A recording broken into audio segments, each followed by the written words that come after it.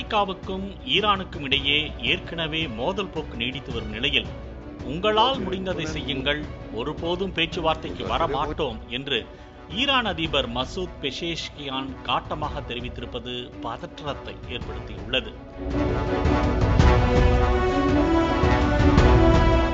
அமெரிக்காவுக்கும் ஈரானுக்கும் இடையே நீண்ட காலமாக மோதல் நீடித்து வருகிறது. இதனால் ஈரான் மீது அமெரிக்கா கடும் பொருளாதார தடைகளை விதித்துள்ளது. இதைத் தொடர்ந்து அமெரிக்க அதிபராக மீண்டும் ட்ரம்ப் பதவியேற்றதிலிருந்து ஈரானுக்கும் அமெரிக்காவுக்கும் இடையேயான மோதல் போக்கு மேலும் அதிகரித்துள்ளது.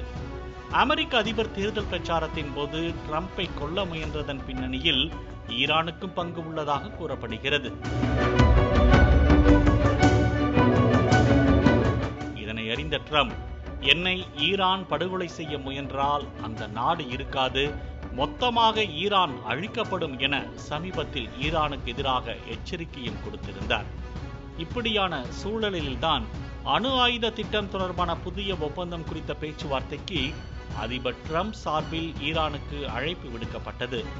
அதில் அணுசக்தி திட்டம் தொடர்பான புதிய ஒப்பந்தத்திற்கு ஈரான் உடன்பட வேண்டும்.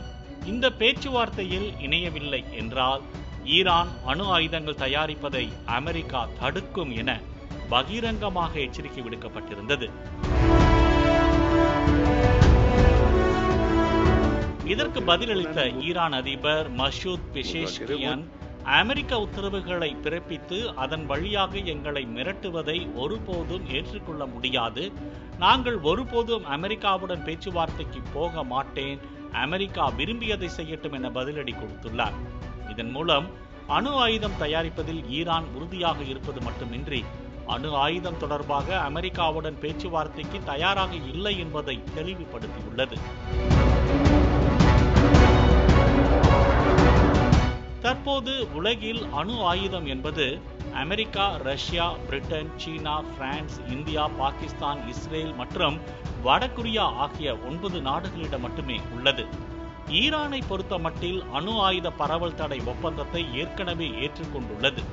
ஆனாலும் இஸ்ரேலுடனான மோதல் அதிகரித்து வருவதால் ஈரான் அணு ஆயுத தயாரிப்பில் தீவிரமாக செயல்பட்டு வருகிறது.